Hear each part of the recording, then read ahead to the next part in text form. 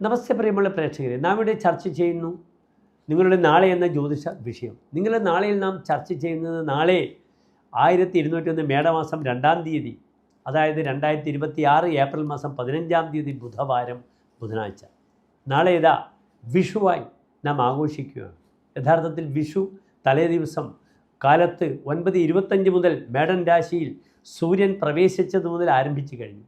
എങ്കിലും നമുക്ക് വൈകി ഈ ദിനം വിഷുവായി ആഘോഷിക്കുവാനും വിഷുക്കണി ദർശനത്തിനും വിഷുക്കൈ നീട്ടത്തിനും ഏറ്റവും അനുകൂലമാണ്. എൻ്റെ പ്രിയപ്പെട്ട പ്രേക്ഷകർക്ക് നാളെ വിഷുക്കണിക്ക് ഏറ്റവും നല്ല സമയം കാലത്ത് 3:30 മുതൽ 6:15 വരെയുള്ള സമയമാണ്. ഉദയത്തിന് 3 മണിക്കൂർ 7:30 നാഴിക മുമ്പേയുള്ള ബ്രാഹ്മ മുഹൂർത്തത്തിലാകട്ടെ വിഷുക്കണി. അതിനാൽ വിഷുക്കണിക്ക് ഏറ്റവും അനുകൂലമായ സമയം 3:30 മുതലുള്ള സമയമാണ്. കാലത്ത് തന്നെ വിഷുക്കണി ദർശിക്കുക, വിഷുക്കൈ നീട്ടം വാങ്ങുക. ഏതായാലും വളരെ അനുകൂലമായ ദിവസമാണ്.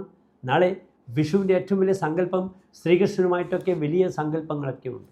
നാളെ നിങ്ങൾ മനസ്സിലാക്കണം പ്രിയപ്പെട്ട പ്രേക്ഷകർ, ബുധനാഴ്ചയാണ് നാളത്തെ ദിനം. ബുധൻ ശ്രീരാമൻ, ശ്രീകൃഷ്ണൻ മുതലായ അവതാര ദൈവങ്ങളുടെ ദിനമാണ്. അതിന് പുറമെ നാളത്തെ നക്ഷത്രം പുരൂരുട്ടാതി നക്ഷത്രമാണ്.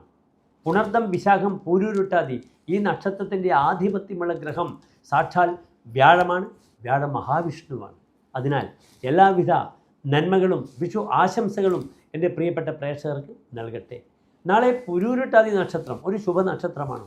അല്ല, അത് മുപ്പൂരത്തിൽ പെടുന്നു. പൂരം, പുരാടം, പുരൂരുട്ടാതി ഈ നക്ഷത്രങ്ങളിൽ നാം ശുഭകാര്യങ്ങളൊന്നും ചെയ്യാറില്ല. അതിനാൽ എൻ്റെ പ്രിയപ്പെട്ട പ്രേക്ഷകർക്ക് നാളെ വിഷുദിനത്തിൽ എല്ലാവരെയും സന്ദർശിച്ച് പരസ്പരം സൗഹാർദ്ദങ്ങളും സ്നേഹങ്ങളും സാഹോദര്യ ബന്ധങ്ങളും ഒക്കെ തന്നെ നിലനിർത്തിക്കൊണ്ട് നാളത്തെ ദിനത്തെ മംഗളമാക്കുക. നാളെ ബന്ധുവീട്ടിലൊക്കെ സന്ദർശിക്കണമെങ്കിൽ കാലത്ത് 9:15 മുതൽ 10:15 വരെയുള്ള സമയം വളരെ അനുകൂലമാണ്. നല്ല കാലഹോരയാണ്. ഇടവൻ രാശിയാണ്. സ്ഥിരമായ ഒരു സൗഹൃദം നിലനിർത്തുവാൻ നാളത്തെ ദിനം എൻ്റെ പ്രിയപ്പെട്ട പ്രേക്ഷകർക്ക് പ്രാപ്തമാകട്ടെ എന്ന് പ്രാർത്ഥിച്ചുകൊണ്ട് എല്ലാവിധ ആശംസകളും.